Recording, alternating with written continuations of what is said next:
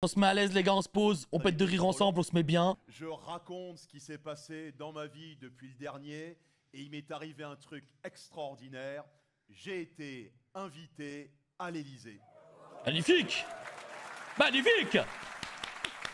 Alors c'est la deuxième fois que je suis invité à l'Élysée. La première c'était sous François Hollande. Alors vous allez dire pourquoi Eboué le comique est invité par Hollande? C'était l'époque de la crise des subprimes et il voulait mon avis. Attends quoi? Attends, il parle de Twitch là ou je comprends pas? Non, t'avais Raúl Castro, le président cubain de l'époque, qui était invité. Il se trouve que j'ai fait 2 films à Cuba. Bon, j'ai pas été, j'avoue, ça aurait été le vrai Castro, le frère fidèle. Là, j'y allais. Là t'as rendez-vous avec l'histoire. Eh, moi, je vous le dis ce soir, ça reste entre nous. Indépendamment de toute considération idéologique, je croise Hitler dans la rue, il y a selfie. Ok, j'ai capté l'humour, j'ai capté l'humour. Le H, il fait une selfie avec le H, oui. T'imagines le buzz sur les réseaux sociaux, hein? Ah bah qui c'est qui est à Dubaï? Eh, connasse, je suis avec Adolphe, il se passe un truc, tu vois ça... Et donc là, je suis invité par Emmanuel Macron. Je vais vous dire pourquoi après, mais il faut savoir qu'on a 2 points communs avec le président Macron. On est tous les deux nés en 1977 et on a fréquenté le même établissement scolaire, la Providence, à Amiens. Et là, les plus futés de la salle se disent donc, potentiellement, t'as été dans la même classe que Macron. Et non, puisqu'il avait 1 an d'avance et j'avais 1 an de retard. Alors, mais c'est une dinguerie ça par contre. Pour ça que t'en as un qui finit comique et l'autre président. Et donc là, je suis invité parce que j'ai participé à la création d'un film que vous avez peut-être vu, c'est Tout simplement noir. Et il m'invite donc à parler, je déteste ce terme, diversité, et notamment du nom des rues. Il trouve qu'il y a trop de noms d'hommes blancs pour le nom des rues. Voilà, moi je te dis, le nom de ma rue, je n'en ai strictement rien à foutre. Voilà, je peux habiter Impasse, Nordal-le-Landais. J'inviterai moins d'amis après 22 h, mais ça me va, quoi. Et donc, évidemment, quand je dis à mes potes, je suis invité à l'Élysée, tout de suite, je deviens un peu le délégué de classe. Ils sont tous là, tu pourras parler de ma pension alimentaire? Donc, là, ouais, je vais essayer. Et tu pourras parler, parce qu'il y a un arbre dans le jardin de mon voisin, sa branche, elle dépasse dans le mien. Je dis, ouais, je vais essayer. Et tu pourras parler de Adama Traoré? Ouais. Elle dépasse de combien, la branche, dans ton jardin? Et là, il y a, tu te dégonfles. Je dis non, j'ai pas peur. Et il me dit si. Je dis non, Macron, on a le même âge, on a été dans la même école, j'ai pas peur. Il me dit bah vas-y, Black Lives Matter. Je dis ouais, Black Lives Matter. Et il me chauffe toute la soirée en mode Black Lives Matter. Moi, j'arrive le lendemain à l'Élysée, remonté à bloc, je suis là, Black Lives Matter. J'arrive devant le poste de flic devant, je suis là, Black Lives Matter. Enfin, j'y pense, finalement, je fais bonsoir, messieurs. J'ai rendez-vous personnellement avec le président de la République. J'arrive, je traverse la grande cour de l'Élysée. Là, je commence à emmener un peu moins large. C'est impressionnant. C'est comme là où Kadhafi a fait son camping. Et il reste d'ailleurs son vieux barbecue dans un coin avec quelques merguez dessus. Celle que Sarko lui a mise dans le cul après. Les gars, en fait, il en a rien à foutre, ce mec. Il est aberrant. Non, mais il est vraiment aberrant, ce mec-là. Il était à 3 minutes 35. Il y a moyen qu'il se fasse cancel 10 fois. Il en a plus rien à foutre.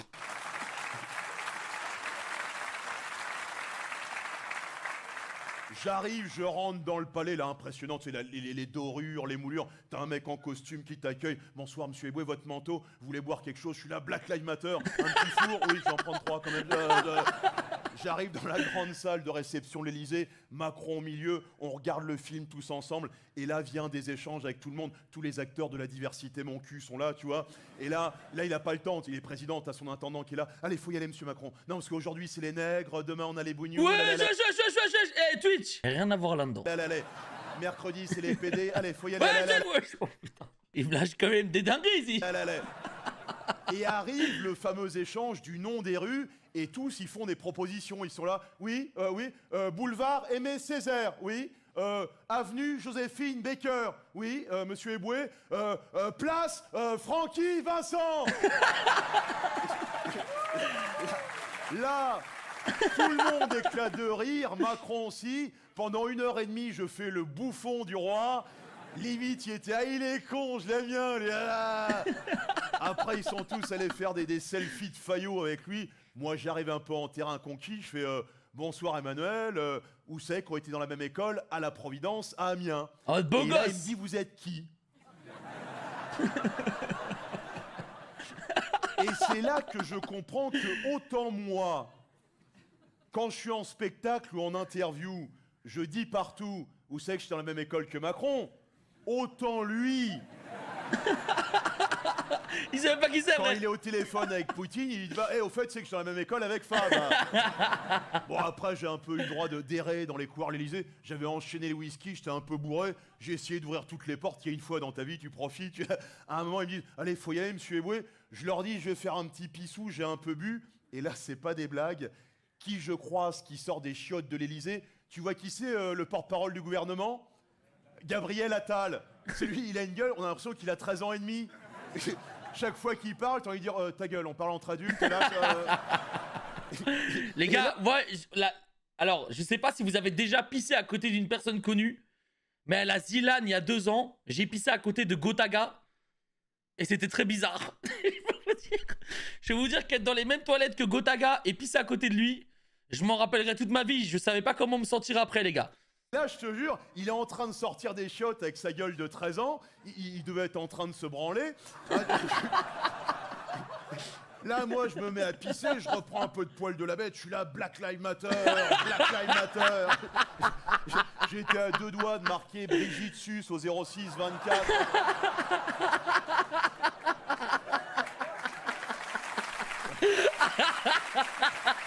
Ah, il est chaud, le bâtard.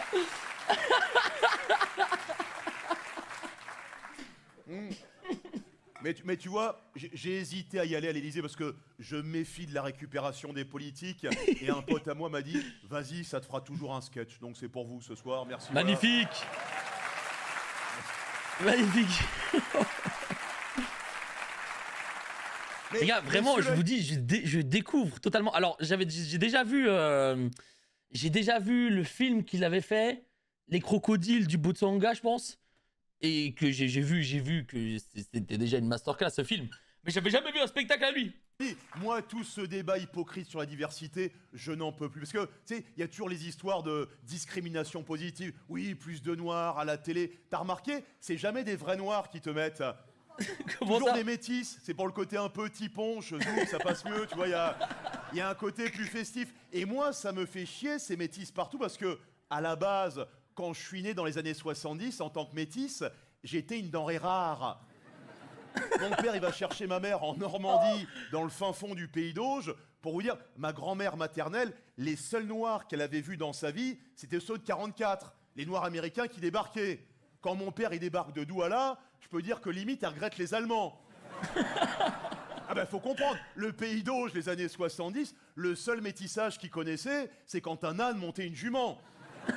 Et je dis pas ça par rapport à mon père, même si... Et il donc, s'en bat les cette couilles. mode du métis, des beaux métis partout, dans les pubs, les JT, des belles métis avec des beaux cheveux, j'ai l'impression qu'ils me narguent. Les gens se foutent même de ma gueule sur les réseaux sociaux, ils font des montages photos. Tu vois qui c'est, Marcelo, le footballeur? Il joue à Madrid, beau gosse, métis, avec des beaux cheveux. Ils mettent sa photo, ils mettent ma photo à côté, et entre les deux, ils mettent après prolongation. C'était ça qu'on avait vu. C'était ça qu'on avait vu. Par contre, je suis désolé, mais il a raison, frère. À peine j'ai montré sa tête, dans le chat, il y a tout le monde qui disait ça déjà de base, frère. Vraiment, il a... Après prolongation, frérot, c'est ça. Vraiment, la coiffure qu'il a, elle est mythique aussi, frérot. Elle est mythique. Il a une calvitie juste au milieu. On dirait un peu Krusty le clown. On dirait vraiment Krusty le clown, poteau. Et ils font pareil avec le chanteur The Weeknd. Tu vois qui c'est? Canadien, chanteur, métis, beau gosse. Ils mettent sa photo, ils mettent ma photo à côté, ils mettent The Weeknd lundi matin. Arrête d'applaudir, connard. Ah, cette mode du métis. Combien de potes blancs à moi me disent ah, j'adore les filles black. Mais pas trop foncé quand même. Ouais, Non, plus clair. T'as l'impression qu'ils sont en train de choisir un canapé chez Queer Center. Ah bah t'as vu la nouvelle femme de Vincent Cassel? Tu l'as vu ou pas? Tina, un mannequin, une métisse, 30 ans d'écart, ils ont. Il paraît qu'ils allaient ensemble depuis des années en vacances au même endroit. Il la piste depuis, tu sais, à la jumelle, il attend son heure, Vincent. Grandis, grandis. Ouais, elle a retiré les flotteurs. Wesh. Wesh. Ah oui, mais même les gens du milieu. Même les gens du milieu, les acteurs, mais tout le monde va prendre cher ce soir. Ta femme de l'époque, Monica Bellucci, qui devait passer derrière. Bah, qu'est-ce que tu fais, Vincent? Non, moi, je regarde les mouettes, là. Il y en a une qui t'a chié sur le pantalon. Ah ouais, c'est... T'as compris? Par rapport à... Oh, les techniques de PC. Oh, les techniques.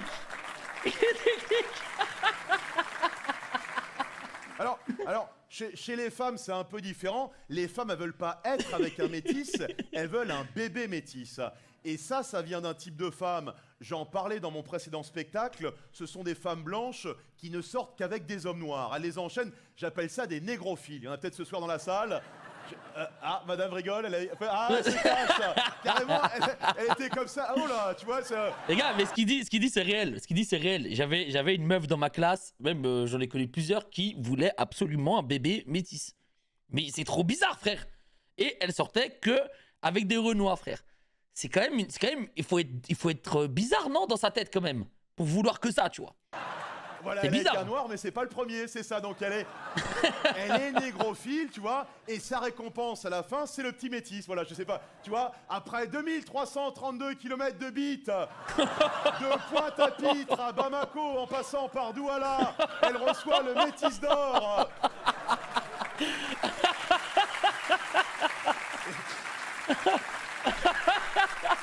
Et ça vient d'une chose, et je préfère mettre en garde tous les parents blancs de la salle, ça vient du rap. Si votre adolescente écoute du rap, méfiez-vous. Même des morceaux très anodins. Ramenez la coupe à la... C'est pas une coupe qui va te ramener à la maison. Le rap, ça commence dans les oreilles, ça finit dans la chatte. Wesh. Quoi? À son époque, les gens plus âgés, il écoutait du rock, il buvait les bières, il gerbait. Le rock, ça finit dans les chiottes. Ça rime à tous les coups, tu vois. Le rap, ça finit dans la chatte. Le rock, ça finit dans les chiottes. Le zouk, ça rime pas, mais ça finit dans la chatte aussi. Les gars, s'il vous plaît, heureusement, je lance le live tard, hein. La vie est... On va continuer à regarder des spectacles sur Twitch, mais minimum 22h30. Vraiment, là, il dit des dingueries, je suis mort. Ah, je suis... Ah, les gars, il est fort, il est trop fort. Ah, cette mode du métis à la con, là, t'as déjà ton trophée, toi, ou pas? Hein? C'est rien, ma chérie, hein, c'est des goûts et de couleurs, comme on dit. Hein. Ma mère est passée par là, hein, tu sais, j'ai pas de... Je sais pas, tu sais, on sait pas, ouais. Mais c'est cette mode... T'as vu que même Miss France, depuis quasiment 10 ans, une année sur deux, c'est une métisse qui gagne. Hein, Jean, t'as remarqué? Et on est d'accord, Jean, qu'à la base, les Miss sont pourtant censées représenter la beauté de leur région. Merci. Et on le dit avec Jean, et on n'en a rien à foutre de passer pour des fachos. Hein, on est pour que maintenant chaque Miss représente les spécificités culturelles de sa région. Je veux que Miss Nord-Pas-de-Calais arrive complètement bourrée sur scène, limite avec les veines du nez qui pètent. Je veux que Miss PACA soit bête à manger du foin. Et je veux que Miss Normandie ait des loches énormes et fasse un fromage sur scène. Ça m'intéresse.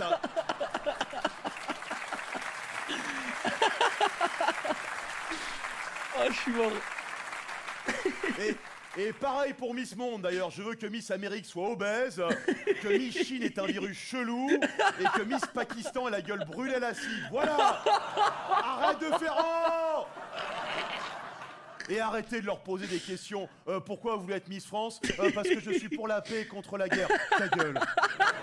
Vous avez un passe-temps dans la vie? J'aime lutter contre le cancer et le réchauffement climatique. Ta gueule.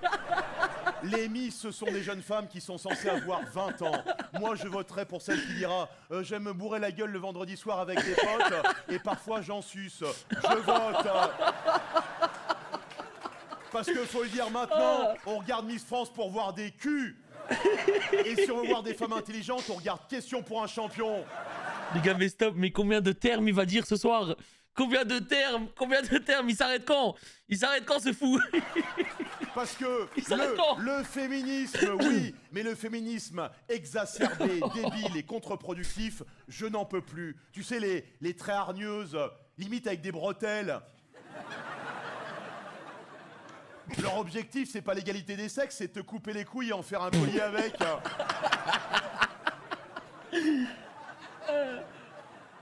Pourquoi on dit le pouvoir? Pourquoi le pouvoir, c'est masculin? Parce que ça appartient aux hommes, c'est ça? Ouais, mais la bite.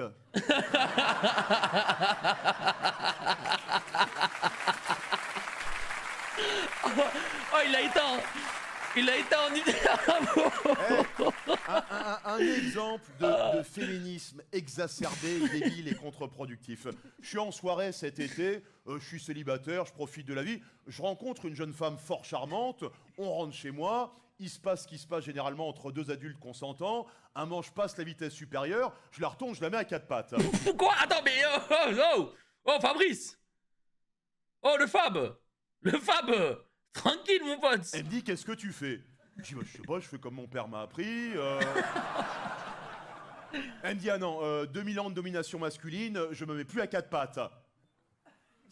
Il n'y a pas de souci, un bon vieux missionnaire à l'agent. Elle me dit, ah non, déjà on gagne moins que vous, je vais pas en plus me mettre en dessous de toi. Ah, je dis, vas-y, je me mets sur le dos, sur le lit, tu fais ce que tu veux. Elle dit, oui, puis après je fais tout le boulot, je repasse tes chemises.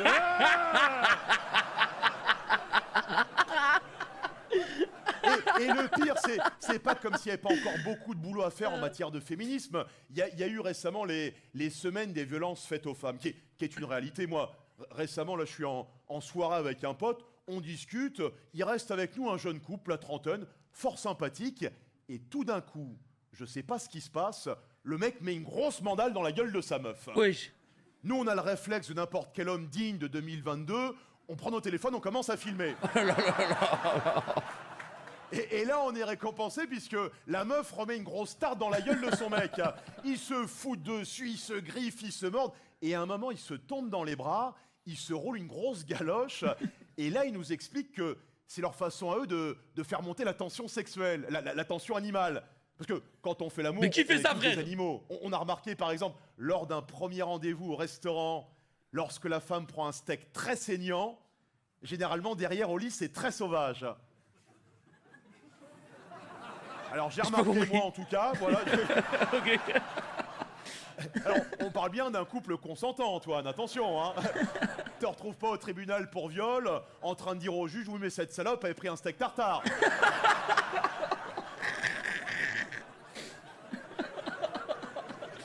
C'est un malade, frère. Bien.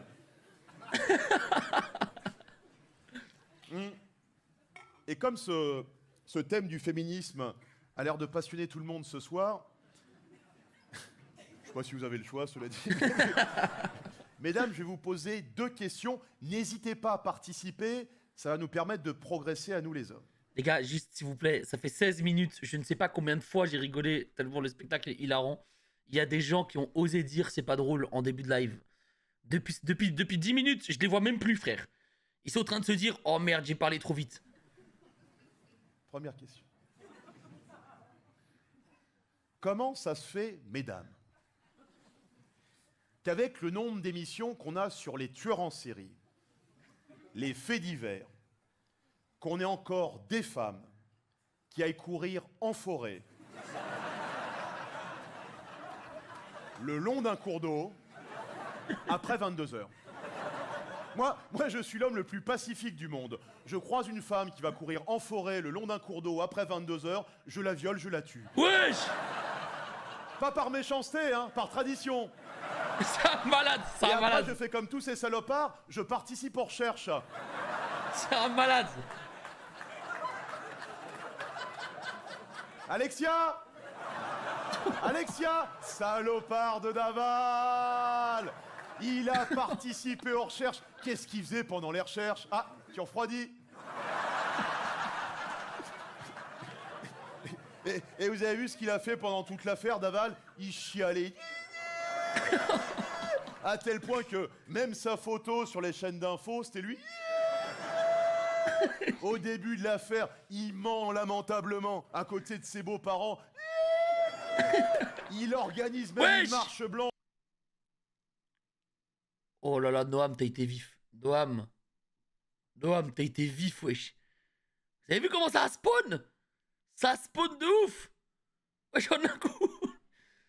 Là, hé, les gars, le seul qui a le droit d'être à l'aise ici ce soir, le seul qui a le droit d'être à l'aise ce soir, c'est Fabrice Eboué. Le reste, calmez-vous, wesh.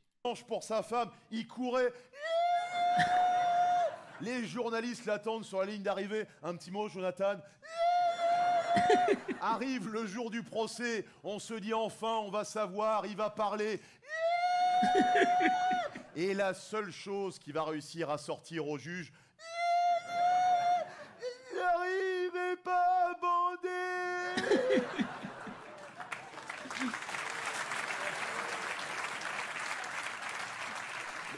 On tue pas les gens pour ça, Jonathan. Parce que tu connais l'histoire, comment ça s'est passé. En fait, ils dînent chez les beaux-parents, les parents d'Alexia, le soir du meurtre. Tout va bien, ils rentrent chez eux, et il faut savoir qu'Alexia, c'est une femme qui a la trentaine passée, l'horloge biologique commence à faire... Donc c'est des femmes qui peuvent être un peu pressantes, tu vois. D'ailleurs, si tu tombes sur ce genre de femme un jour, tu mets la capote, ceux qui ont moins de 20 ans. Sinon, 9 mois plus tard, t'es papa. Hein, et parfois même, ça ne suffit pas. C'est pas, j'ai fait mes affaires avec elle, hein, je fais mon petit nœud, je mets ça dans la poubelle, je rentre chez moi. Dès que t'es parti, elle est capable d'aller fouiller le truc. Elle se fait une PMA. C'est pareil, c'est pas j'ai terminé, je mets ça dans les chiottes, je tire la chasse d'eau, je rentre chez moi. Elle est capable de dresser son chat ou un furet. Non, le plus simple, c'est t'as fini, tu bois. Ouais. Ça va, on l'a tous fait une fois. Oh, hein? Quoi? Donc ils dînent chez les beaux-parents, ils rentrent chez eux, et là, Alexia est là. Baise-moi. Baise-moi. Baise-moi. J'arrive pas à bander. Bam.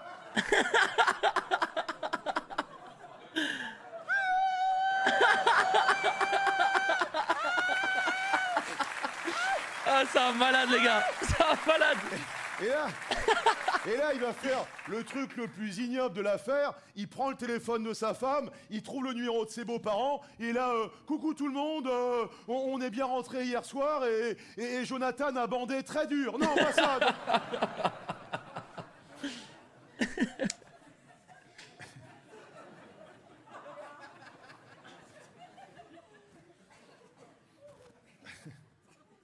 Il a tout donné, là.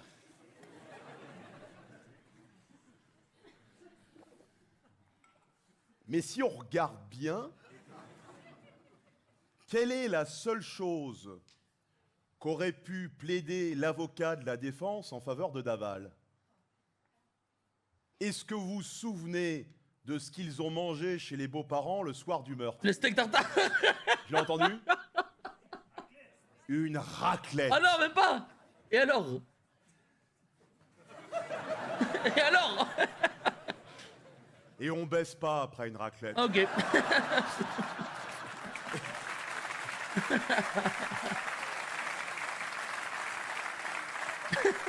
Et vous applaudissez parce qu'on le sait tous ici.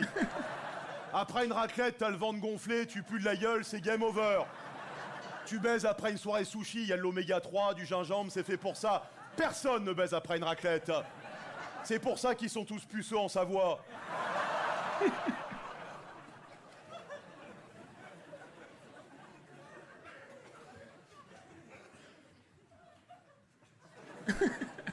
Deuxième question, et là je vais demander encore plus de participation, mesdames, parce que ça m'est arrivé personnellement. Je vais essayer d'étayer mon argumentaire. On imagine par exemple, on a Antoine qui sort du spectacle tout à l'heure, il croise une jeune femme, madame, votre nom c'est...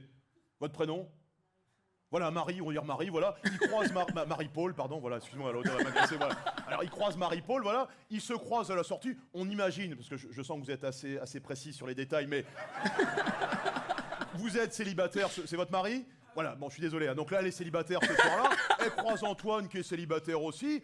Ça matche bien entre les deux. Et très gentiment, Antoine lui dit « Tiens, allons boire un petit verre dans le bistrot à côté. » Ils boivent des coups. La magie opère comme rarement entre deux êtres humains. Et vers 2h du matin, Antoine lui dit « Tiens, si on allait boire un dernier verre dans ma chambre d'hôtel. On est bien d'accord, mesdames, qu'il s'agit d'un code. J'ai pas dit un accord. Qu'il s'agit d'un code tacite pour dire « Tiens !» si on allait baiser. On va pas dans la chambre d'hôtel à 2h du matin pour boire les mignonnettes dégueulasses du minibar à 30 €.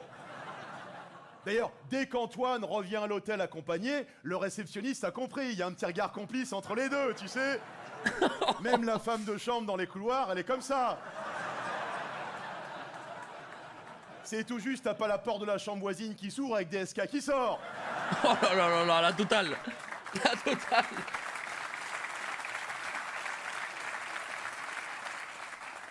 Très bien, je joue la fin de mon dernier spectacle, je crois que c'était à Lyon. Spectacle, je sors, je croise une spectatrice fort charmante, on commence à engager la discussion. Je lui propose un petit verre dans un bistrot. J'aime bien son style, tu vois, elle est un peu dans la lune, je crois qu'elle est peintre dans la vie, elle est un peu philosophe, elle dit des grandes phrases, genre vraiment les comiques à notre époque de déshumanisation, vous avez une vraie mission de rapprochement des peuples. Déjà à l'époque, Karl Marx disait « Tiens !»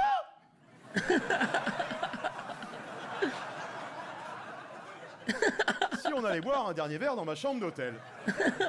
On arrive, le réceptionniste, bonsoir monsieur Eboué, hop, la femme de chambre, hop, j'ouvre la porte, je mets la petite pancarte, on va baiser, je ferme, hop, non, pas de DSK, bon voilà, hop, non, pas de Nicolas Hulot, hop là, là, là. Je sais pas qui c'est les gars, j'ai pas la ref. Je commence à aller vers elle, elle me dit attends. C'est qui Nicolas Hulot? J'ai pas la ref les gars. Avant, ça te dit pas, on se commande un dernier verre de rosé. Je dis oui, y a pas de souci. J'appelle le réceptionniste, il me dit alors ça y est, monsieur Eboué? Je dis non, je dis vous êtes gentil, on voudrait juste une bouteille de rosé. Elle me dit je peux avoir un club sandwich aussi? Je dis oui, y a pas de souci, poulet, saumon. Elle me dit non, végétarien. Ah, je dis merde, ça va être une baisse d'herbivore. J'espère qu'elle est pas intolérante au lactose.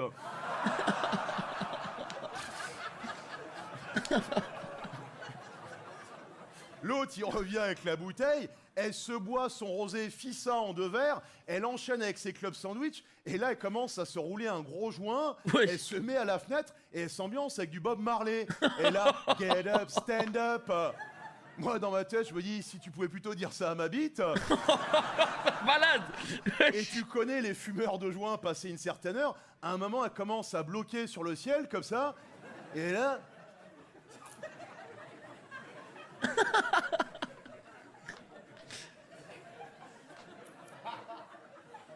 Tu te rends compte, Fabrice, que à cette heure-ci... Ah ouais, putain. Ah ouais, ça fait réfléchir. Tous les êtres humains du même côté de la planète. Ah ouais, putain. On voit tous exactement les mêmes étoiles qui scintillent. Oh, je dis putain, je m'apprête à baiser Francis Cabrel. Là, je commence à passer à la vitesse supérieure, je me rapproche, je commence à la coller, et là, elle me dit, non mais qu'est-ce que tu fais? Je lui dis, bah je sais pas, je pensais que tu penses mal. Et là, je vois à ses yeux que non seulement elle est défoncée, mais elle fait un bad trip, c'est-à-dire, elle voit des trucs, il n'y a que elle qui les voit. C'est-à-dire, moi, je lui dis, calme-toi, elle voit un koala sous crack, qui est là, yeah.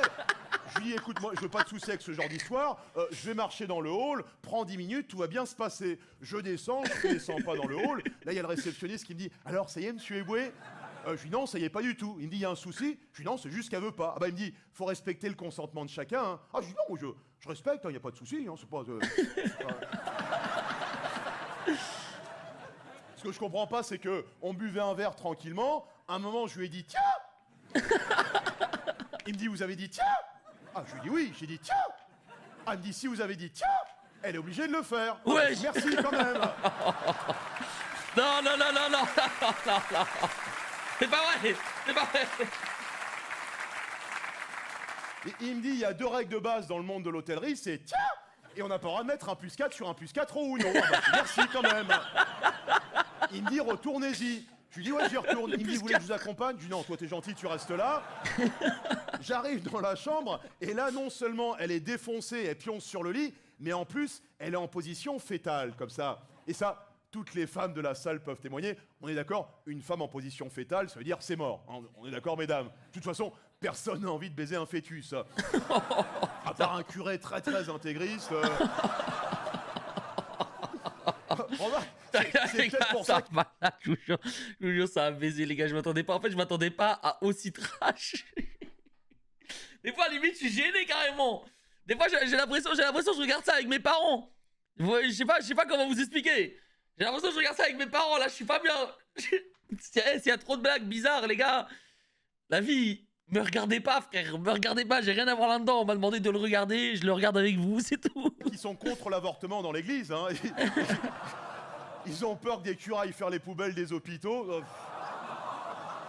Attendez au moins qu'on coupe le cordon, mon père. Arrête de faire oh. Parce que je vais te dire un truc. Moi, j'ai écrit ce spectacle. Je m'étais dit, je n'écris plus de blagues sur la pédophilie dans l'église. Ça a été trop fait. Sauf qu'au mois d'octobre dernier, tombent les chiffres officiels des actes pédophiles commis dans l'église depuis 1950. Est-ce que vous avez le chiffre ? 330 000. Wesh, quoi ? Vérifiez chez vous. 330 000 actes pédophiles commis dans l'église depuis 1950. Je vais vous dire. Attends, 1950, ça fait combien? Ça fait 74 ans, frère. 330 000 330 000. Moi, niveau catholique, j'ai tous mes diplômes. Baptême, première communion, profession de foi, école catho privée, enfant de cœur. 330 000. Je me dis, je suis passé entre les gouttes. Sans mauvais jeu de mots. Ah, c'est une dinguerie, les gars. Je m'attendais pas à un chiffre autant, wesh. Non, alors évidemment, 330 000, c'est pas un seul prêtre. Hein. Voilà, c'est pas... Ah, t'imagines la vie du mec, hein, il était pas là...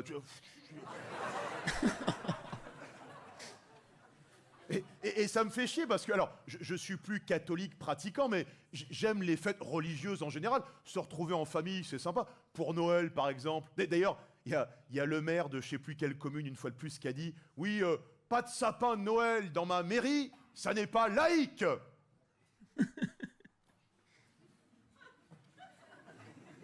Alors c'est ça, ton combat. Les conifères. Mais c'est comme d'ailleurs, j'avais vu, moi quand j'étais à l'école, c'était vacances de Pâques, vacances de Noël, vacances de carnaval, enfin bref, il y avait à chaque fois des termes religieux pour les vacances. Et là j'ai vu que c'était vacances d'hiver, c'est hyper bizarre. Moi j'ai trouvé ça hyper bizarre. En fait c'était pour que ce soit un peu plus laïque et tout, alors qu'en vrai, on s'en fout. On s'en fout total que ce soit vacances d'hiver ou de Noël. Et alors 330 000, mais t'as quand même un évêque français qui a osé dire « Oui, mais le secret du confessionnal est au-dessus des lois de la République. » Parce que qu'est-ce qui se passait? T'as un pauvre gamin qui était abusé par un curé, réflexe de croyant, il allait se confesser aux collègues. Il était là « Le père Martin a fait quelque chose de très mal. » Oh. Mais qu'est-ce qu'il a fait, mon enfant? Il m'a obligé à lui faire une fellation. Oh là là là là! Oh. Et tu peux me montrer comment ça s'est passé? Oh non! Non! Mais 330 000, t'es bien obligé! Non, voilà.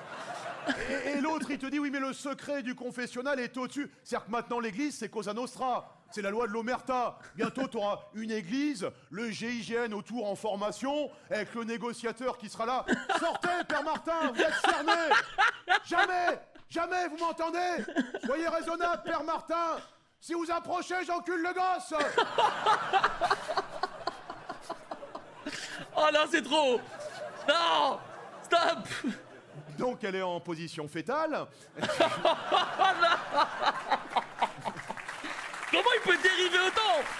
Comment il peut dériver autant? De base, il est dans un hôtel, frère! Qu'est-ce qui se passe? Il est parti si loin!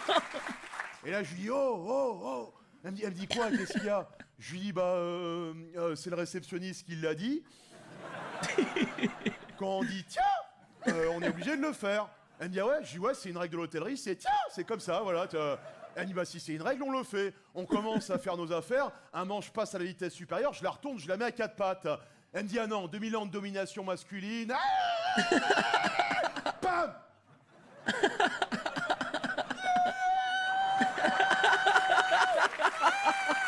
La boucle est bouclée. La boucle est bouclée. Là, je la fouille, je prends son téléphone portable, je trouve le numéro de son père, je fais coucou papa, j'étais bien au spectacle de Kev Adams. Oh, je suis mort.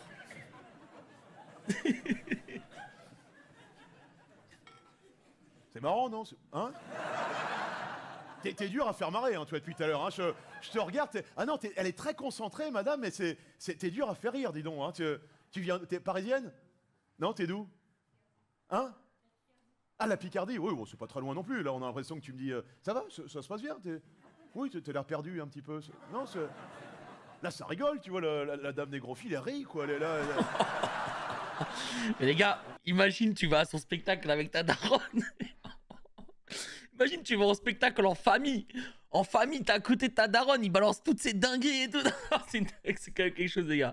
C'est quand même quelque chose, hein. Alors oui, bon, le spectacle lui est plus dédié qu'à la Picardie, mais tu vois ce que je veux dire, c'est... Pour être allé dans la même école que Macron, ils ont deux chemins bien différents. Ah frère, je sais pas ce qu'ils ont fait dans cette école, mais ils ont créé des fous furieux, frère. Mais bon, voilà, pour en finir avec l'affaire Daval, il fait de la peine, le pauvre Daval, hein, quand même. Et évidemment, ignoble personnage, il a menti, il a truqué. Il doit être sous les douches, en prison. Harry Potter. On va s'en charger, Jonathan.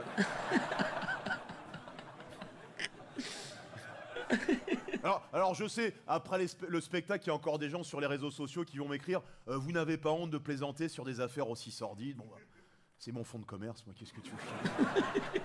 Ah, moi, je paye des cadeaux de Noël à mon fils avec ça. Hein, Ah bah, l'affaire Jubilard, je vais lui payer un poney. Hein. Mais tiens, les plus âgés de la salle, vous avez dû remarquer, Jean, par exemple, que les nouveaux assassins, les nouveaux faits divers, généralement les tueurs, par rapport à ceux de votre génération, ils sont nuls. T'as remarqué? Le travail est mal fait, quoi, ça cache mal les corps, ça met 3 feuilles dessus. Vous, c'était fait avec amour à l'époque, tu te rappelles? C'était un travail d'artisan. Michel Fourniret, c'est quand même la référence, t'as vu? T'as vu la fin de l'enquête? Des cadavres planqués partout à travers la France. Avec Michel, il n'y a pas d'histoire de tu refroidis si tu chauffes n'importe où sur le territoire. C'était même plus une enquête, à la fin, c'était une bataille navale. Le truc qui était là. B26, touché violet. Ça malade. Vous avez vu, on a même découvert que la petite Estelle Mouzin, vous vous rappelez, qu'on a cherché pendant des années, la gamine, c'est Michel Fourniret qui l'a tuée. On l'a tellement cherché, vous vous rappelez, à une époque, ils avaient même mis son portrait sur les briques et les bouteilles de lait. C'est-à-dire, Fourniret, il l'avait tué, et le matin, ça se trouve, au petit-déj, il buvait son lait, il était là. Oh.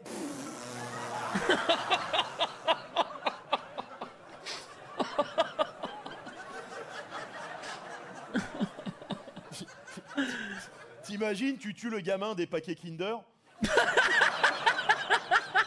Un Kinder, Michel? Non, merci, non. Un petit écolier. Ah oui, non merci non plus. Et alors vous avez vu, il a eu un enfant avec sa femme et complice d'ailleurs, Monique Olivier. Le gamin fait le tour des plateaux télé. Vous avez vu comment ils ont appelé leur gamin? Selim. Selim Fourniret. Comme si les Maghrébins n'avaient pas suffisamment de soucis dans ce pays. À mon avis, Selim Fourniret, il est pour le CV anonyme.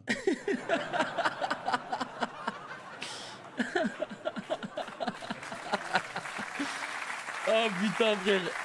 Mais à quel moment tu vas jusqu'à penser à ta blague? Tu vas tellement loin en te disant putain, le gars sur les paquets de Kinder. Ah, il est fort, il est fort, il est fort. Et alors, toutes les belles choses ont une fin. Vous avez vu de quoi est mort Michel Fourniret? Alzheimer. C'est quand même fantastique, quand t'as planqué des cadavres un peu partout, de mourir d'Alzheimer. Horrible. Si ça se trouve, Michel Fourniret, quelques semaines avant sa mort en cellule, il a regardé le fait entrer l'accusé Francis Holm. Il était là, mais quelle honte.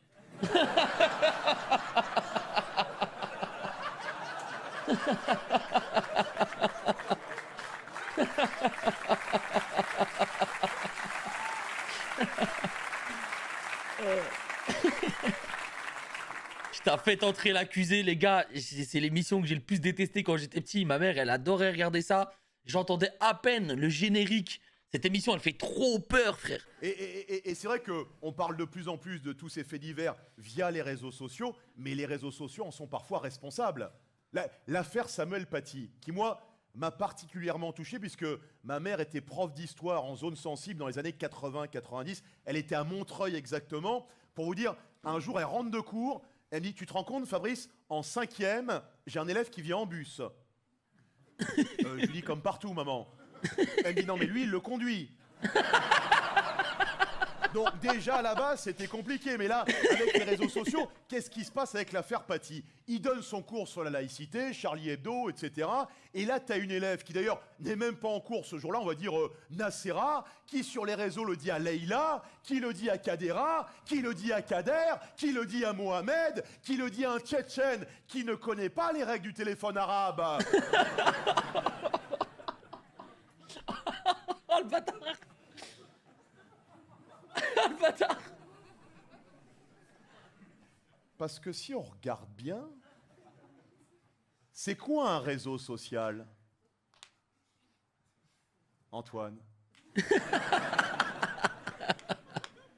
Tiens, je vais te donner un tuyau. C'est quoi l'ancêtre du réseau social? En sachant qu'un réseau social, c'est un endroit où on donne tous notre avis à tort et à travers sur tous les sujets. L'ancêtre du réseau social, c'est le bistrot. Le bistrot, c'était un réseau social avec des couilles. Antoine, t'es un enculé de droite. Et il y avait un bistrot dans chaque village, et dans chaque bistrot, il y avait ce qu'on appelait l'idiot du village. Dédé, c'était la mascotte, Dédé. On l'aimait bien. Il était un peu con, un peu débile, mais on l'aimait bien. Ça va, Dédé? Vous savez que la Terre, elle est plate? Ah, il est con, Dédé. Mais non, je vous jure, j'ai vu un reportage. Il est con, resservez-lui à boire. On l'aimait bien, Dédé. Mais qu'est-ce qui s'est passé avec les réseaux sociaux? Il s'est passé que Dédé est entré en contact avec l'autre Dédé de l'autre village. Putain, les gars, Twitter, il vient d'expliquer exactement ce qu'est Twitter, frère. Et tout d'un coup, lui dit toi aussi, t'avais remarqué que la Terre était plate. Hein. Et un jour, ils sont 2, puis 10, puis 100, puis 1000, puis 1 million. Et un jour, c'est toi qui arrive au bistrot et qui dit et vous savez, comme la Terre est ronde, ah, il est con, resservez-lui à boire. C'est ça, les réseaux sociaux. Ah, des bandes à Dédé.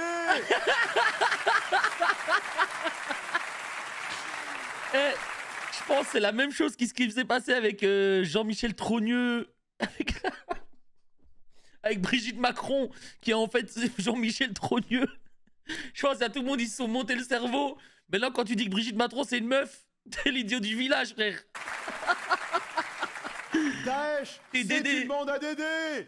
Le harcèlement scolaire, un groupe de forts qui grossit contre un faible, ce sont des bandes à Dédé. Et le harcèlement, je peux vous en parler, j'en ai été victime. Vous vous doutez bien, le seul petit élève de couleur dans des écoles privées, catholiques. Toute la journée, j'en prenais plein la gueule, ils étaient là. Eh ben toi, Fabrice, t'as même pas été violé par le père Martin. Alors, comme tous les enfants, j'ai taquiné aussi, évidemment, et je vous l'ai dit en début de spectacle, j'ai été à ça d'être dans la même classe que Macron, et je sais qu'avec sa gueule, je l'aurais harcelé. Emmanuel, le cours de reproduction, c'est en biologie, pas en français, hein. Mais on est tous victimes de harcèlement à un moment ou à un autre. Dans le travail, par exemple, moi le premier, tiens, j'ai sorti récemment un film qui s'appelle Barbac. Je sais pas s'il y en a qui l'ont vu dans la salle. Merci beaucoup. Alors, pour ceux qui n'ont pas vu, c'est un film « Je tue et je mange des véganes ». Quoi? Le nombre de menaces de mort que j'ai reçues sur les réseaux sociaux... Bon, après, c'est des véganes. Hein. Autant j'avais fait un film Coexister sur la religion, j'ai eu 2-3 menaces de barbu, je tremblais un peu. Autant là... Des mecs qui chialent quand un poulet s'écorche le genou, bon... Je te jure, j'ai fait une avant-première dans le sud de la France, t'en as 3-4, ils m'attendaient à la sortie avec des navets. Je les ai dispersés avec une poignée de lardons.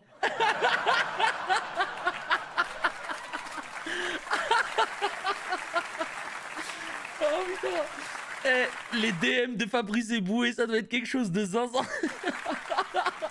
Mais évidemment qu'à l'école, il faut protéger les plus faibles, les plus fragiles. Mais je crois aussi que les petites moqueries de l'enfance, c'est aussi ça qui nous épaissit, qui fait de nous des hommes, des femmes. Comme on dit, ce qui ne nous tue pas nous rend plus fort. Moi, je suis persuadé que le petit Grégory se serait un peu plus débattu. Oh là là là là, ouais. Il serait champion de natation aujourd'hui. Mais c'est parce que on surprotège les nouvelles générations. Regarde la petite jeune là, elle est toute mignonne. Elle a dû être choyée par son papa, couvée. On a dû lui apprendre à faire du vélo avec un casque, des petites genouillères. Tu crois que Jean, il avait un casque, lui? Il n'y avait même pas de vélo à l'époque de Jean. Son père, il l'a mis dans une brouette sur une pente. Il a dit, allez, vas-y. Moi, je m'en rappelle, mon père, il m'a mis sur un vélo trop grand, à moitié rouillé. Il m'a dit, allez, pédale. Je m'ai éclaté la gueule comme une merde. Recommence. Il avait enlevé la selle pour que je reste debout. Il était là. Allez, pédale. Ah, pédale. Ah. On aurait dit une agression homophobe. Pédale. Ah. Il avait pris une branche dans le bois de Vincennes. Il était là. Avance. Sale nègre, avance. Wesh. Wesh. Tu les vois qui apprennent à faire du vélo aujourd'hui, les jeunes, au centre de Paris, là, on leur met un petit casque, des coudières, des genouillères, limite les parents les entourent avec du papier bulle. Ils ont des vélos avec 12 petits trous, avec le père qui est derrière. Allez, doucement, Balthazar. Parce qu'ils ont tous des prénoms à la con, maintenant. Mon fils, il a 7 ans, ses meilleurs potes, c'est Hippolyte, Gauvin, Hector. Ils sont au CP, ils ont des prénoms de monuments morts de 14-18.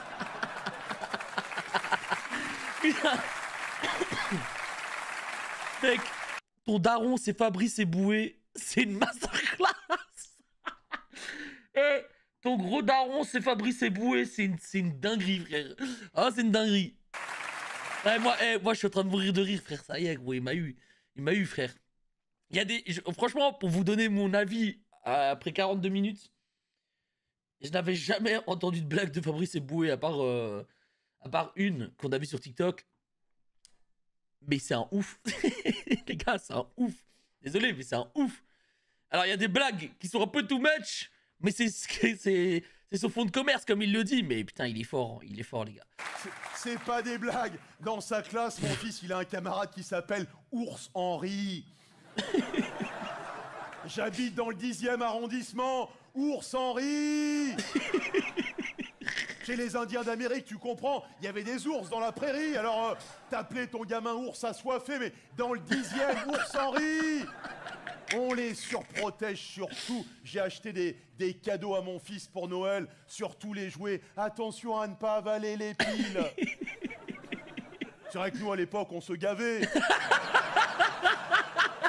Moi, mes préférés, c'est les petites rondes à l'apéro en cacahuètes. Tous les cartes des restaurants. Attention, ce plat contient du gluten. Attention, ce plat contient de l'arachide. Nous, à l'époque, on gonflait en terrasse. Maintenant, partout des avertissements. L'alcool, le tabac. Nous, à l'époque, c'était un cancer surprise. T'as vu les paquets de tabac, maintenant, les images dessus, là? C'est même pas dissuasif, c'est rigolo. Moi, j'ai monté un album Panini, on se les échange avec les potes. Alors, je t'échange les dents pourries contre l'homme amputé, ouais. Dans la famille sous oxygène, je veux la mère. Alors moi, je recherche, si vous l'avez, le doigtier tout noir, tout pourri, là. Oh, il est génial, il est pas dissuasif, il est rigolo, tu vas voir. Ou alors, mettez-le directement dans le paquet. Ouais, merci Futur pour le sub. Ouais, c'est des cartes shiny. C'est des cartes Pokémon, le bazar. Je suis mort. C'est pareil, la trachéotomie, celui qui a le trou dans la gorge, mettez-le directement à la caisse du tabac. Je vais vous prendre 2 paquets de Marlboro rouge. Ça fera 20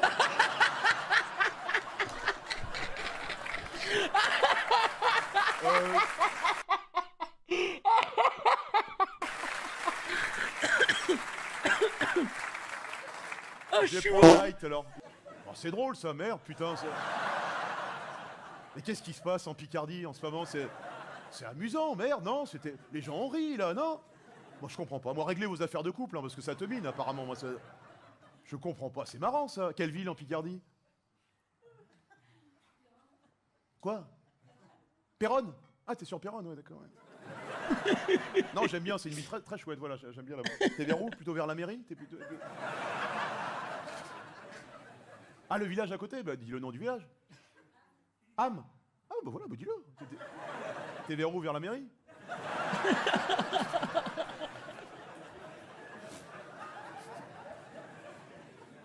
Et c'est amusant parce que je vous parle de tous ces avertissements qu'on voit partout. On protège, on surprotège nos enfants, alors que c'est des gens et les plus âgés de cette salle. Vous l'avez traversé ce monde. Vous êtes là, en pleine forme, ça fait plaisir. Et ce qui est marrant, c'est que on n'avertit pas sur les nouveaux dangers, ceux avec lesquels les plus jeunes ont grandi, le numérique, les portables. Tous ceux qui ont des enfants, on a tous des toxicos à la maison. Moi, mon gamin, il a 7 ans, il est comme ça toute la journée.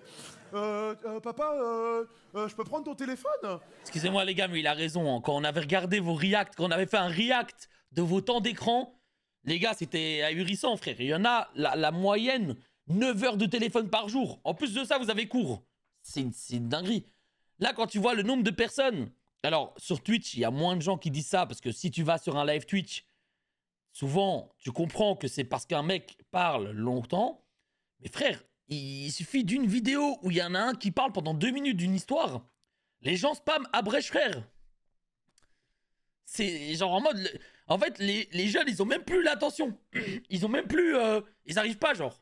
C'est une dinguerie. Je lui dis pourquoi faire? Non, c'est comme ça, tu veux jouer encore? Non, c'est pour voir la météo. Je lui dis bah ouvre les rideaux. Ah ouais, Putain, mais tu me le donnes, fils de pute hein. Et plus t'avances dans les âges, plus c'est catastrophique. Moi, j'ai un pote à moi, son fils, il a 12 ans. Alors, lui était persuadé que son gamin était un génie, parce que toute la journée, il lit du Hugo, du Chateaubriand. Et en fait, il s'est aperçu que le gamin planquait son téléphone dans les bouquins. Et moi, je m'en doutais, parce que le gamin est complètement con. Et alors, le plus dramatique, et il y a certainement des parents qui vivent ce calvaire dans la salle, ce sont les adolescents. Moi, j'ai un pote à moi, sa fille a 16 ans, il est désespéré, quoi. Il me dit, regarde les photos de pute qu'elle fait sur Insta. Oh là là là là là là, oui. Ouais. Quoi? Comment ça? Oh la salope, la pardon. Ouais.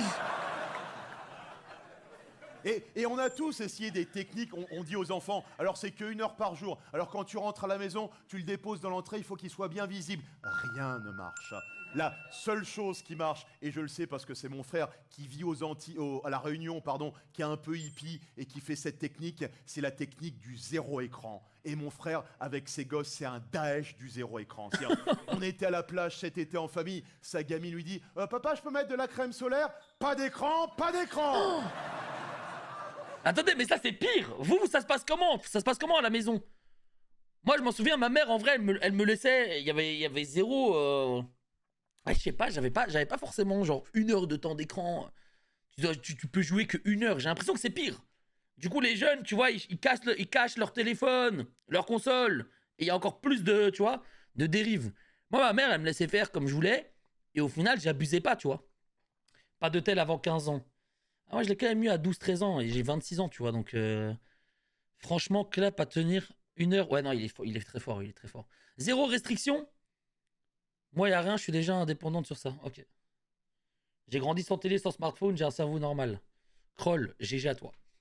GG. Eh ben, je vais vous dire un truc, ces gamins, ils sont incroyables. Tu vas chez eux à La Réunion, ils jouent avec rien. Tu leur files un rat crevé, ça fait 3 semaines, ils sont là.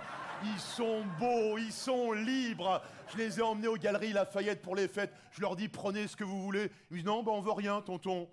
La honte avec mon fils derrière comme ça.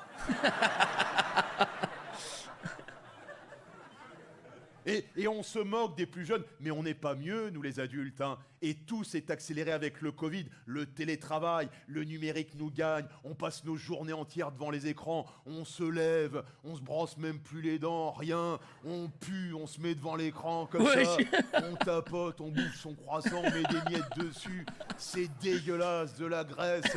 Dès que ta femme part bosser, tu te branles un petit coup. Victor Gomme, merci pour le sub, frère. C'est un boudi-boulga dégueulasse, c'est là, comme ça tu continues. Il est horrible. Oh, elle rentre du boulot, qu'est-ce qu'on fait chérie, on va faire des courses. Oh non, Deliveroo, tu bouffes tes sushis, ça dégouline, tu ressors, tu te rebranles un petit coup, machin. T'es là, voilà. Il fait peur, wesh. À la fin, qu'est-ce qu'on fait? On va au théâtre. Oh non, non, Netflix ou Prime Video. Et hop, et tu rebouffes un coup et ça redégueule. Et tu te branles une dernière fois. Et tu pues. Et voilà ce que c'est que la société des jeunes d'aujourd'hui. Une société de branleurs qui puent.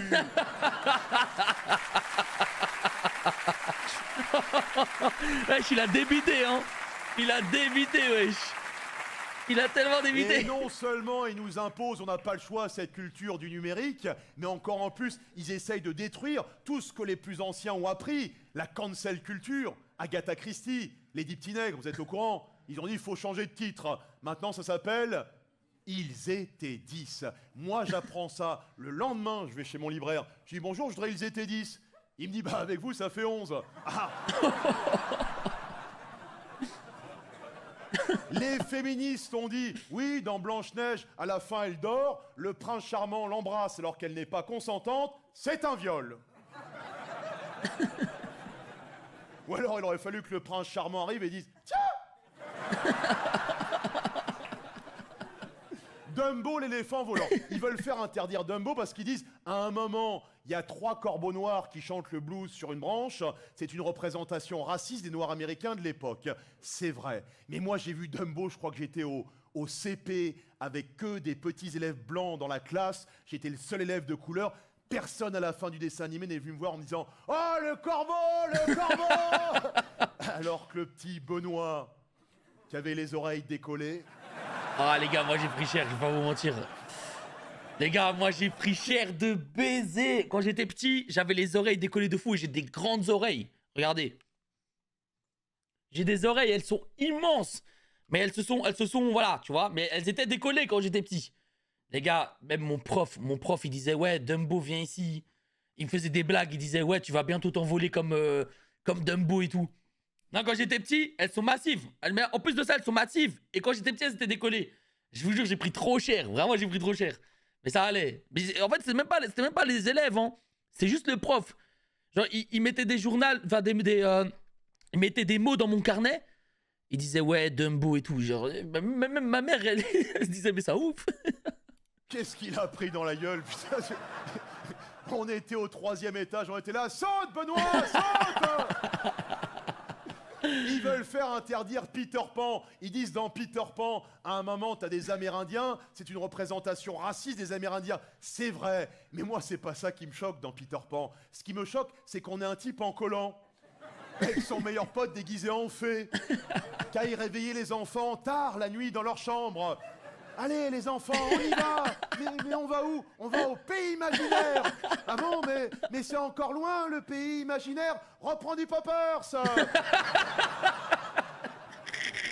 Même la Gay Pride, notre bonne vieille Gay Pride, tu t'en rappelles, Jean, celle où t'emmenais tes enfants, celle où t'emmenais tes parents, la Gay Pride qu'on connaissait, qui était claire, c'était la fête des hommes, qui aiment les hommes, pour les hommes, des chars avec des hommes nus. On savait où on mettait les pieds. Moi, mon plus beau souvenir de Gay Pride, un jour je croise un couple de deux gros monsieur, très poilus. Chez les gays, ils appellent ça les bears, les ours. Voilà, on s'éclate chez les gays, c'est comme ça. Et j'ai appris, il y a le pendant inverse, les très minces, épilés des pieds à la tête, et ils appellent ça les dolphins, les dauphins. On s'éclate chez les gays, c'est comme ça. Alors je sais pas si les deux peuvent se reproduire entre eux ou pas, voilà, je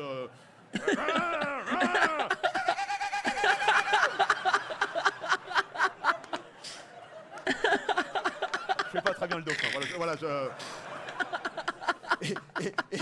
Et donc je croise ce couple de très gros monsieur, très poilus, avec tous les deux le même t-shirt, avec marqué dessus. Et écoutez bien le rayon de soleil. On est gros, on est pédé, on est des gros pédés.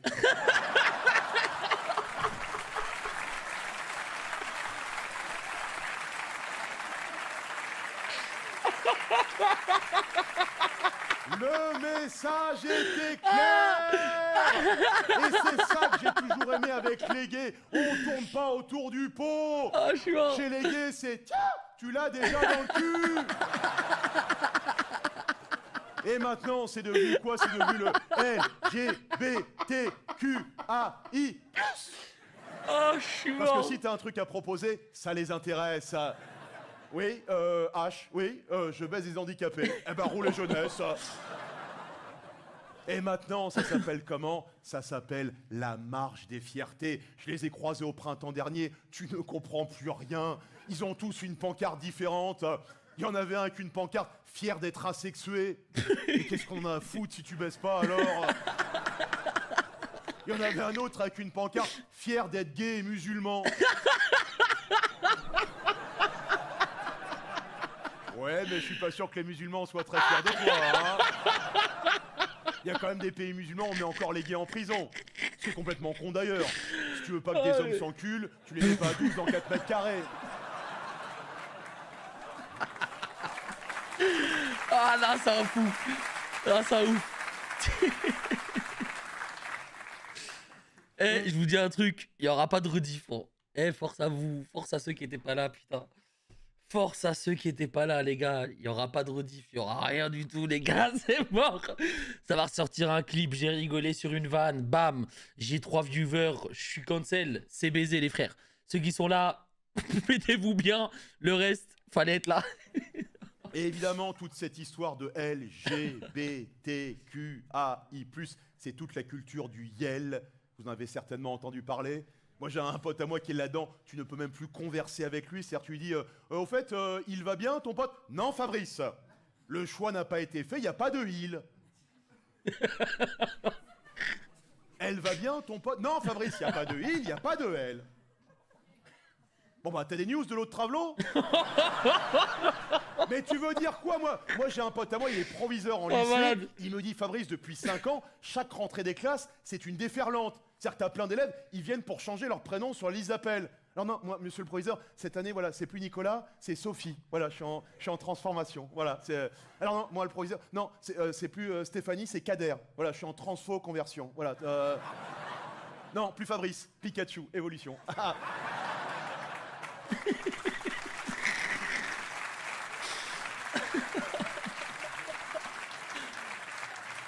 Et on atteint le pompon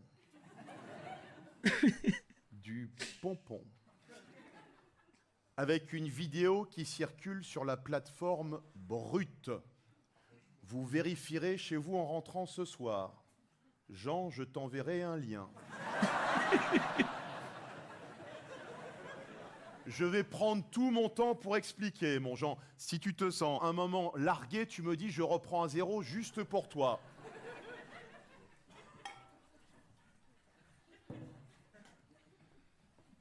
Attendez les gars, il y a mon chat, je sais pas ce qu'il me fait, frère. Regardez comment il est trop mignon. depuis le début, il est là, il écoute. Je sais pas si ça le fait autant rire que nous, mais... Je prends vraiment tout mon temps, mon Jean.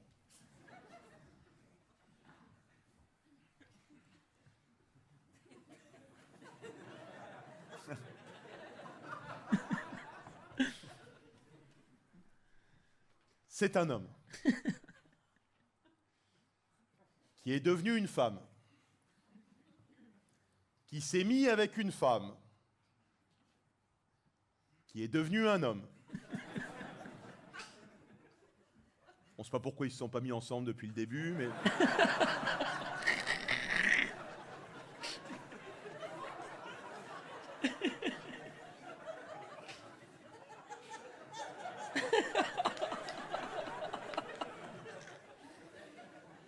L'homme qui est devenu une femme a fait congeler ses spermatozoïdes pour féconder la femme qui est devenue un homme qui a conservé son utérus. Et nous avons donc, en 2022, sur le territoire français, un homme enceint. Enceint. Je vais vous dire une chose. Moi, quand ils ont proposé le mariage pour les couples homosexuels, j'ai dit, si les gens sont plus heureux comme ça, roulez jeunesse. Quand ils ont proposé l'adoption par les couples homosexuels, j'ai dit, si les enfants sont heureux et épanouis, roulez jeunesse. Les ours, les dauphins.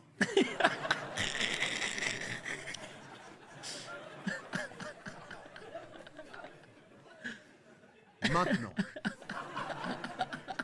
si demain, je suis assis aux heures de pointe dans le métro et qu'un homme enceint vient me demander de lui céder ma place, je lui dirai non, monsieur. Et il me dira, mais je suis enceint. Et je lui dirai, oui, mais je suis une vieille dame.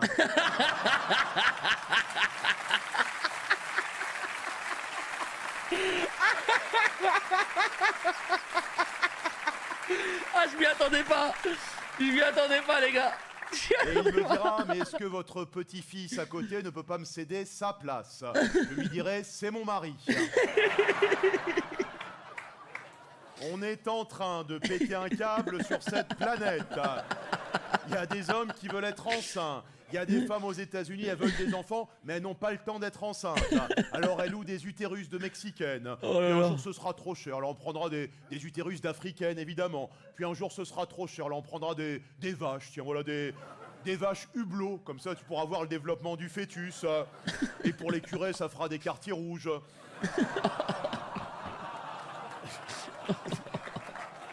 Et ce qui est hallucinant, c'est que ça y est, en France, on peut commencer sa transition hormonale, son changement de sexe, quoi, dès l'âge de 6 ans. What?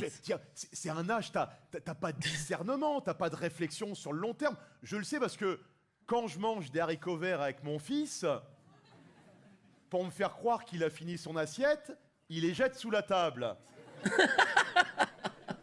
Je lui dis, Naël, je sais très bien que c'est toi qui jettes tes haricots verts, puisqu'on n'est que deux.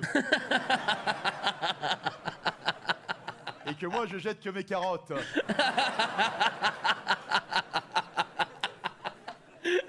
Et ce qui est hallucinant, c'est qu'en Suède, où ils font ces transitions précoces dès l'enfance depuis des années, ils font marche arrière parce qu'ils se sont aperçus que des gamins arrivés à l'âge adulte, il y en a qui regrettent.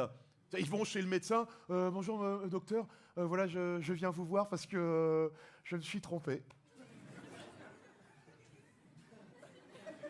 C'est-à-dire, bah voilà, je veux plus être Brigitte, je veux redevenir Nicolas.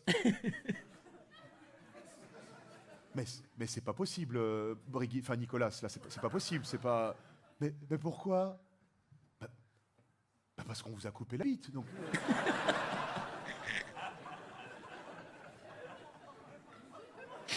Mais elle est où, ma bite? On l'a jetée. Mais... Mais où? Poubelle jaune, je crois. Enfin, je sais pas.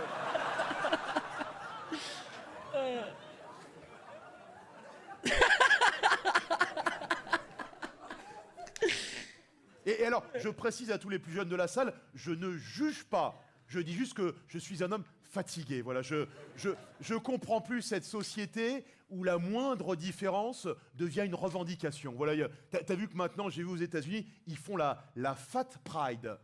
Tiens, c'est la même chose que la Gay Pride, mais avec des gros. Ils défilent pareil. Bon, évidemment, ça dure un peu plus longtemps. Mais... Et ils ont des pancartes les mêmes, hein. Grossophobie égale racisme. Mais c'est pas pareil. Je veux dire, c'est pas pareil d'être gros et d'être noir. Moi, je peux courir toute la journée, je deviendrai jamais blanc.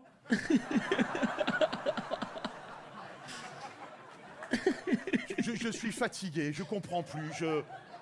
Et je ne juge pas, je suis juste fatigué parce que je me sens largué, quoi. Je me sens plus proche d'un homme de 90 ans, en EHPAD, mort depuis 2 ans, que de toi, quoi. Voilà,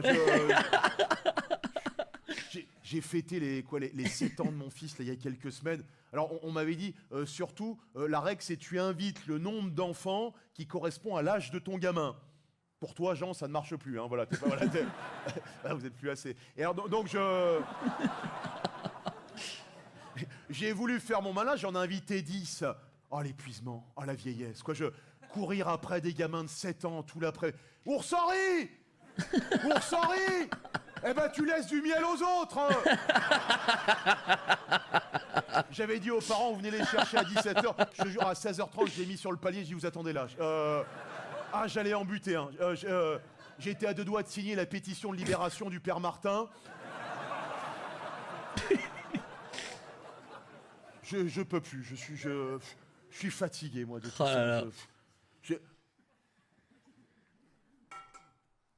J'ai été, il y a 3 semaines de ça, au parc Astérix avec mon fils.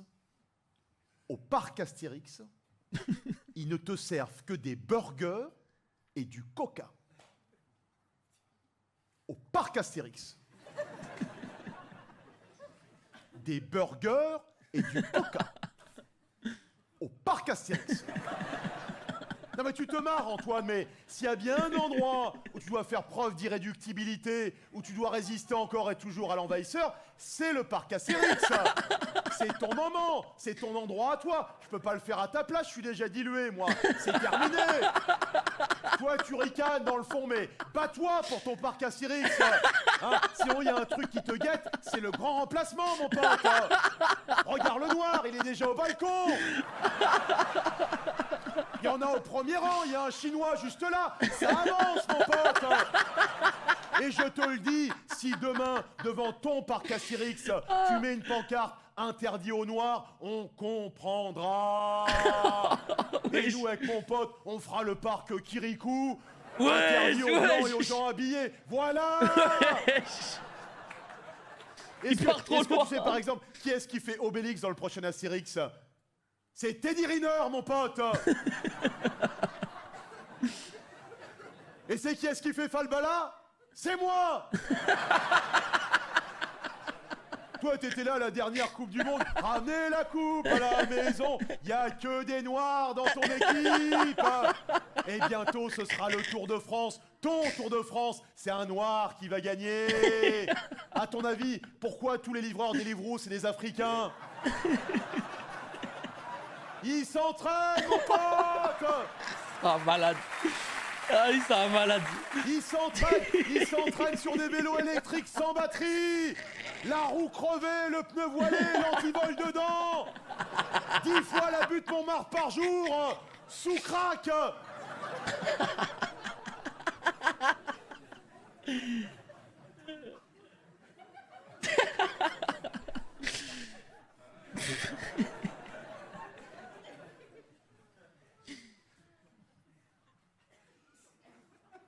Voilà. Oh, je suis mort. Il a tout donné. Je te dise, mon Jean. T'as eu 2 ans pour partir avec le Covid. T'as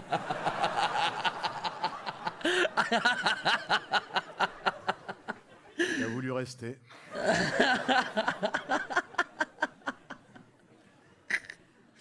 Tu vas pouvoir rentrer chez toi ce soir. Repenser au spectacle. Et te dire adieu hier. Ah les gars, il est fort, il est fort. Putain, je suis... Eh, il a pris le Jean du début, il en a fait toute une histoire jusque la fin, quoi. C'est qui Jean? C'est un mec dans le public, frérot. C'est un mec dans le public qui était vieux. Il est ouf. Merci. Proposez-moi d'autres artistes dans le chat, s'il vous plaît, pour les prochaines soirées, Jean. Merci à Antoine pour Jean, merci du bruit pour la Picardie, du bruit pour du bruit. Il est fort, les gars, vraiment, il est fort. Putain. Et surtout, un grand merci encore une fois à vous d'être là ce soir. Je parlais des problèmes du théâtre en ce moment, et c'est vrai qu'on a maintenant la crise en Ukraine. Moi, c'est vrai que j'avais essayé d'alerter depuis un moment. Quand j'étais à l'Elysée, j'ai essayé de prévenir Macron. Il a t'es con, ça n'est pas passé. Et c'est vrai que moi, Poutine, ça fait un moment que j'ai des doutes, quoi. Un mec qui fait du cheval, torse nu en Sibérie. Bon, Macron, lui, au mieux, il fait du poney en doudoune à Deauville. Avec Brigitte qui le tient comme ça. Et Gabriel Attal qui est là, mais moi, je voulais le poney blanc. Et c'est vrai qu'on redécouvre avec cette guerre en Ukraine que finalement, via Poutine, c'est toujours l'homme de Cro-Magnon. C'est la loi du plus fort. Vous avez vu, au début du conflit, je crois que c'est le Bruno Le Maire, le ministre de l'économie, qui a mis sur Twitter « Nous allons tuer la Russie économiquement ». L'autre, il a juste répondu « Bah non, on va vous tuer tout court ». L'autre, il a fait « Ah non, je me suis trompé, alors... C'est tellement actuel en plus. C'est ça, et le pauvre président ukrainien, vous avez vu, qu'est-ce qu'il voulait qu'il fasse? Il est comique à la base, le mec, donc... KGB et Cours Florence, pas la même formation. Hein, le mec, c'est comme si demain la France est envahie par la Russie. Qu'est-ce qu'on fait, Fabrice?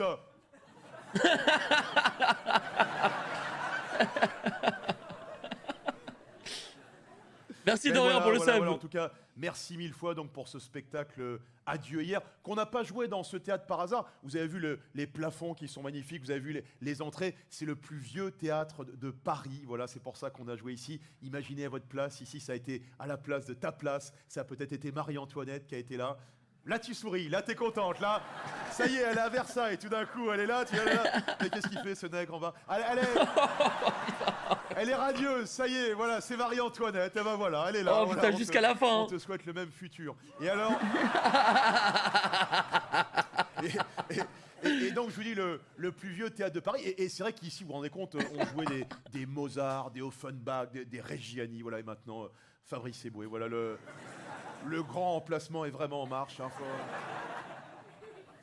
Et on a pris surtout ce théâtre pour une raison qui m'est chère, c'est la proximité. Vous voyez comme on peut tous converser simplement. Et je dis toujours, le plus important chez un comique, c'est conserver la proximité avec son public. Hein, parce que évidemment, vous aimez des chanteurs, des acteurs, mais c'est différent. Il y a toujours plus de distance. Je ne sais pas si vous croisez par exemple Dujardin dans la rue, il y a le côté « Ah bonsoir Monsieur Dujardin, j'adore vos films. Voilà, je vous dérange pas plus que ça. Bonne soirée Monsieur Dujardin. » Alors que moi, les gens quand ils me croisent, c'est plutôt « Ah il est con lui. Le curé qu'encule le fœtus. » Ah jure. Et c'est important de conserver cette proximité pour avoir toujours des petites anecdotes de tous les jours à vous raconter. Tiens, l'autre jour, par exemple, je rends une voiture de location à Gare du Nord. Vous voyez, la Gare du Nord, globalement, à Paris, c'est la gare la plus pourrie. Hein. Voilà. Suffit de voir les destinations, t'as compris, de toute façon. Donc, Et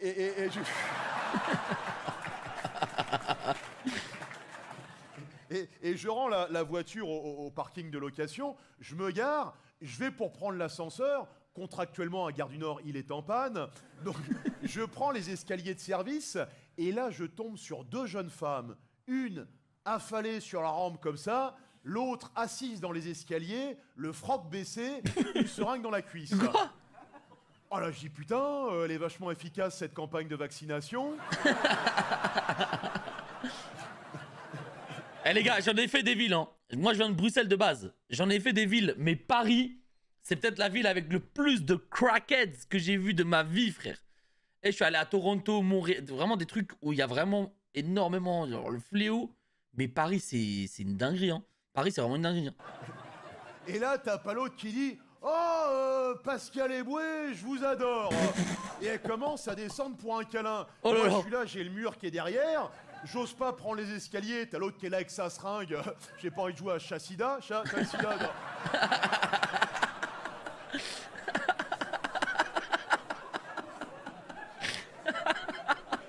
Mais vous voyez, conserver cette proximité pour pouvoir encore vous raconter des petites histoires. Parce qu'il y a un truc qui nous guette et qui est le pire ennemi dans notre métier, c'est l'embourgeoisement. Et évidemment, c'est super, par exemple, quand tu prends l'avion, prendre la classe affaires, il y a de la place, il y a un mannequin à côté, mais il se passe rien. Alors que quand tu es assis derrière, entre un obèse et un enfant autiste, là tu crées, là tu es inspiré. Et évidemment, parfois, je m'inspire d'anecdotes sordides, mais j'y peux rien, ça me vient tout seul. Je vais vous dire un truc, vous allez dire que je suis un ignoble personnage, mais je l'ai pensé, je vous le dis. J'étais cet été à la plage en famille, et 2-3 mètres à côté de moi, je vois un pauvre monsieur, vous savez, à la place de ses intestins, ils lui ont mis une poche. Je crois que ça s'appelle une stomie en médecine. Il a sa poche, que ça, sa grosse poche, et je le regardais. Je me disais, s'il m'arrivait la même chose, le spectacle incroyable que j'écrirais, j'irais tous les jours dans le métro pour être victime d'un pickpocket. Et je dirais alors, l'argent n'a pas d'odeur?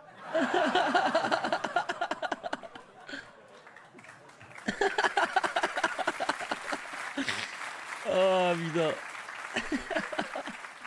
Mais je vous dis, se battre pour conserver le réel, parce que, et évidemment qu'on a des privilèges dans ce métier. Combien de fois j'ai pris l'avion à l'étranger sur Air France, et au décollage, on vient me voir, Monsieur Eboué, vous voulez assister au décollage avec le pilote dans le cockpit?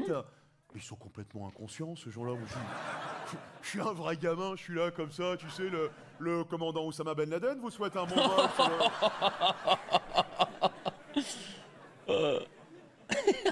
Et c'est vrai que moi, sur ma dernière tournée, qui a duré presque 3 ans, j'avais commencé à m'embourgeoiser. Je voyageais même plus avec mes techniciens. J'avais pris un chauffeur avec berline, un chauffeur blanc pour ma revanche sur l'histoire. J'étais derrière, comme ça. Avance.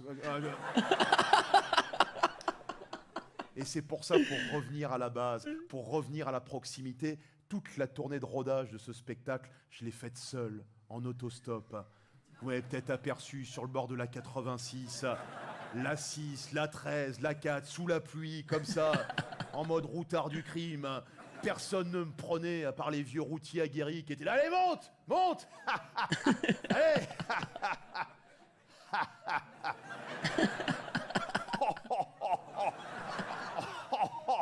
Ah bah putain! Je croyais que c'était un migrant qui faisait le tapin, mais... T'es l'autre, là, le comique, là, Patrice Eboué, là. Le fœtus qu'encule le curé.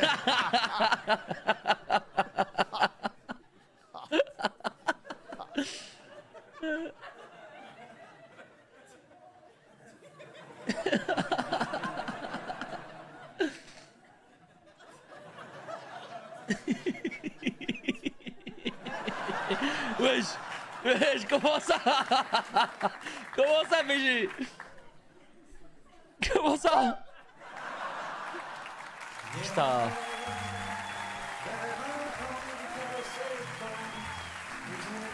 Magnifique.